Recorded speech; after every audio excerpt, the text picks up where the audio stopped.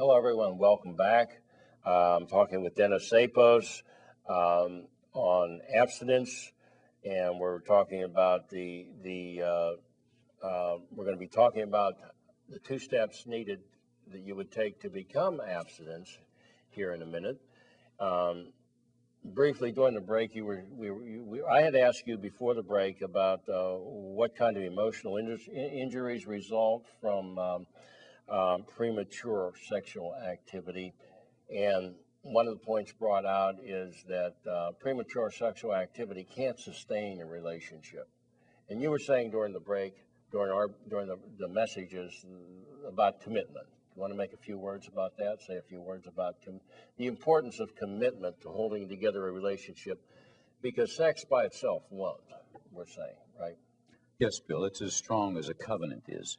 To make a commitment to somebody, to a friendship, and to something that you hold very special, to friends, instead of some overnight, fly-by-night type of thing, where there's A no one-night bonding. stand or like the hookup culture. Yeah, go ahead. Yes, no bonding in the right emotional and spiritual way.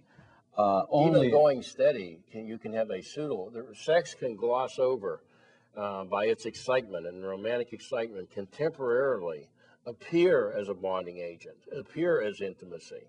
But when it wears off, in premature relationships, there's no real person-to-person relationship, friendship, commitment that's developed, and it'll result in a breakup of the relationship. Right, that's what we have to shoot for, is a commitment, because it's a much stronger spiritual type of adhesion. God says in His Word that when two people have sex, even lovers or a prostitute with a man, there is a mystery there. They become one flesh. It is a real bonding. It is a kind of bonding that we probably don't understand completely. Mm-hmm. Yeah. But to have the kind of relationships that last, one must really make up their standards and decide on commitment. Mm-hmm. A commitment's like a covenant. So we need to bring in this bonding force of commitment, that we've lost it in our society, in our world. I mean, when sex is only pleasure, and in the myth, sex between any consenting individuals is all right, there is no commitment there. And all of this harm and pain, broken hearts and violence are resulting. Now, I was talking about the process of, we want to get to abstinence, and we've said that abstinence is waiting till the right time for sex, and to have sex in your life. We're talking about the right time, and that's when you have, according to what we're saying, these other factors present: commitment, preparation, maturity, and marriage in that commitment. But temptation, we can be tempted away from that by the excitement of sex. Now, in the book of James, in chapter 1, it describes a process of, it says, we are tempted when we're drawn away by our own desire. So in the context, we're talking about sexual excitement, sexual desires now. A sexual thought of nudity or whatever can engender excitement or desire in an individual. And if that thought is allowed in there, that sexual thought is allowed in there, it'll be like a seed to sprout and grow, and that desire will grow stronger and stronger until it overpowers it, until for that desire we conceive an action to act out to gratify the desire, and commit a sin to fulfill our desire, and it could even lead to crime. So there's a process of temptation. Temptation starts like as a single thought, perhaps a sexual thought, which sprouts and grows, and causes a desire which grows in strength, and it will, if it's not put out of our mind, if this process is not interrupted and cut short, it'll grow. The desire will grow until we conceive an action to fulfill the desire, and that action will be a sin, or possibly even a crime. So there are two steps then to fleeing temptation. The key is going to be to flee sexual temptation for abstinence. It's a tool we need. And and the let's see here. The first step is to put the tempting thought, the seed, out of our mind right away. If we see if you see a thought of nudity, if Job said in the Bible he would make a covenant with his eyes not to look on a woman. If it bothered him that much, this seed of desire, he wouldn't even look at a woman. He'd look away. He'd look at the floor. Anything to keep that thought from getting into his mind and growing into his desire, which would result in an action. So the first step is going to be to put the tempting, put the tempting thoughts out of our mind. Don't let them conceive.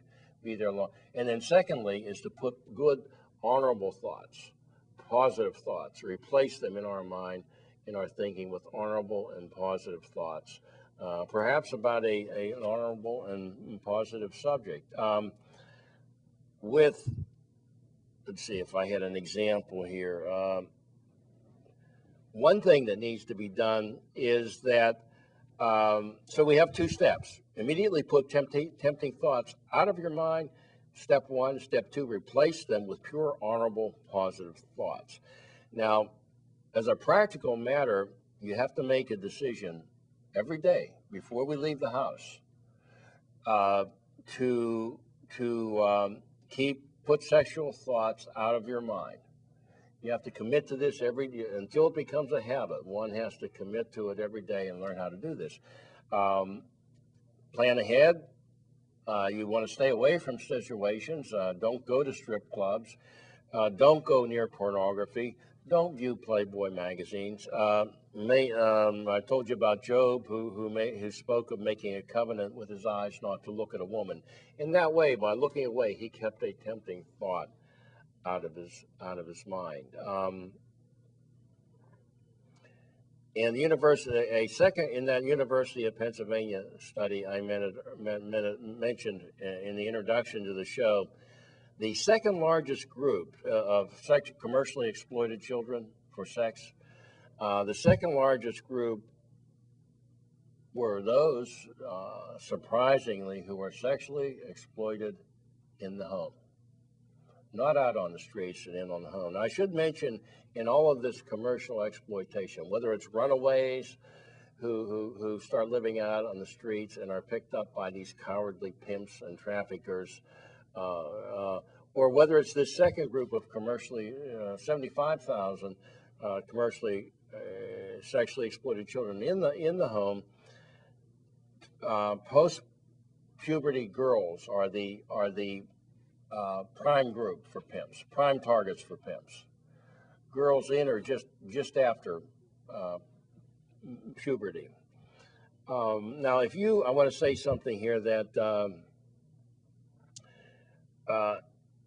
if you're an adolescent girl and you're thinking about running away because you have it bad at home, that's not the right course of action to take. You want to seek help from other adults that can be trusted, that you know who can help you. Going out onto the street, becoming a runaway, is like jumping from the frying pan into the fire.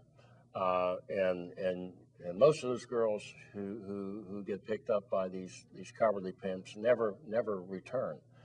We don't hear from them again. Now, if someone is sexually abusing, if someone in our audience, if you are sexually abusing a child, listen to what we're saying about this process of temptation. You have to interrupt your temptation process. If you are sexually abusing a child, you're in a serious criminal activity. And I really should warn you that the Bible, the Word of God, plainly says, and I found it to be true in my life and other people's life, that Jesus there said, there's nothing hidden that won't be made known. He says, what you hear whispered to you in the ear. In other words, what you think is in secret is going to be shouted from the housetops. So don't be under the illusion that you can secretly abuse a child in your home and it's going to stay a secret. It won't. So you must then interrupt the process of temptation, the things that cause you to be tempted to do that. Put the tempting thoughts out of your mind, the thoughts that arouse you out of your mind. Think of the consequences of what you're doing. Uh, we want to set rules around ourselves, boundaries around ourselves, that we don't want to hurt others. You've got to put yourself in the other person's place and start thinking of others. Don't allow yourself to be in a tempting situation with the child. Don't be alone with the child. If you are a child being sexually abused in your family, now these in this second largest group of what was that, 75,000 children who are sexually exploited at home. What's happening with them is they have family members or friends who are trading them for food, for money. You know, they're selling their sexual services. In return, the friend is, or the family member is, for food, money. What was the other thing? I forget what the third commodity might be. But this is shocking that this happens. This is very shocking. So I want to say, if you are a child being sexually abused in your family, here are some things you can do. This, consider this. Step one would be to confront your abuser. Tell the abuser you don't like this, and you want them to stop. Very often, sometimes in some cases, the rejection the abuser cannot continue under the illusion that this activity is something that you want. So one thing that could be done is to consider doing is confront your abuser, tell him you don't like it, that you want him to stop. Now, if this brings no response, a second thing you can do is ask a responsible member of your family, a parent, the other parent, a grandparent, a responsible uncle or of an aunt, to help you stop the abuser, so that to stop it within the family, so that it doesn't have to leave the family. Don't have to go outside the family for help. And if that brings no response, a third thing you can consider doing is to go to a teacher or school nurse. These people are pretty much bound in most states by law to obtain outside, go to the authorities and report child abuse.